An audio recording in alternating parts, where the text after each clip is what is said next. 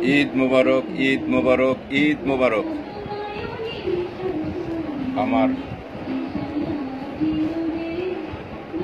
সকল শুভাকাঙ্ক্ষী, আমার প্রিয় ভাই বোন, বন্ধুরা, আমার সমস্ত প্রাণপ্রিয় আত্মীয় স্বজন ও চেনা অচেনা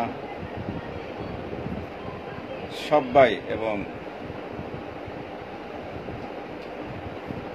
সমস্ত দেশবাসী ও দেশে ও দেশের বাইরে যারা অবস্থান করছেন সবাইকেই ঈদের শুভেচ্ছা জানাই এবং